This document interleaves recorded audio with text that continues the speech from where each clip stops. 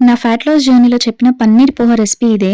So, అడిగిన వాళ్ళ కోసం స్పెషల్‌గా అనమాట. So, finally sharing. So, first అయితే ప్రాసెస్‌లోకి వెళ్ళిపోదాము. ఆలివ్ ఆయిల్ అనేది యూజ్ చేస్తున్నాననమాట నేనిక్కడ. నా దగ్గర ఉంది కాబట్టి యూజ్ చేస్తున్నాను. లేదు అన్న వాళ్ళు ఘీ అయినా యూజ్ చేసుకోవచ్చు. సో, ఫస్ట్ అయితే పన్నీర్‌ని బాగా క్యూబ్స్ కింద కట్ చేసుకొని దాన్ని ఫ్రై అయితే చేసేసుకున్నాననమాట.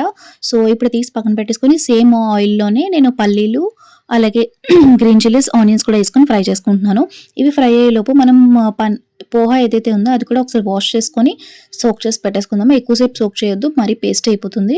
So, onions, green chilli fry అయిన తర్వాత టొమాటోస్ అలాగే పసుపు, ఉప్పు, కారం కూడా వేసుకొని బాగా మగ్గే వరకు మూత పెట్టుకోవాలనమాట. మూత పెట్టుకుంటే త్వరగా మగ్గుతుందనమాట. సో, మూత తీసుకొని ఒకసారి మ్యాష్ చేసుకుందాము. తర్వాత మనం పన్నీర్ ఏదైతే ఫ్రై చేసుకున్నామో దాన్ని చిన్న చిన్న ముక్కల కింద కట్ చేసుకొని అది కూడా యాడ్ చేసుకోవాలి.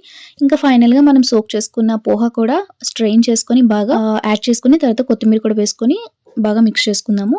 లాస్ట్‌గా లెమన్ స్క్వీజ్ చేసుకుంటే మన పన్నీర్ పోహా అయితే రెడీ అయిపోతుందనమాట. ఇది బ్రేక్‌ఫాస్ట్‌కి పర్ఫెక్ట్.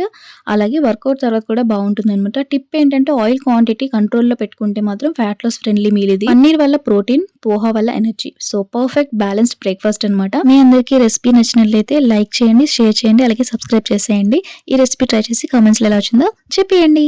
సో, సబ్స్క్రైబ్ ముఖ్యం బిగులు.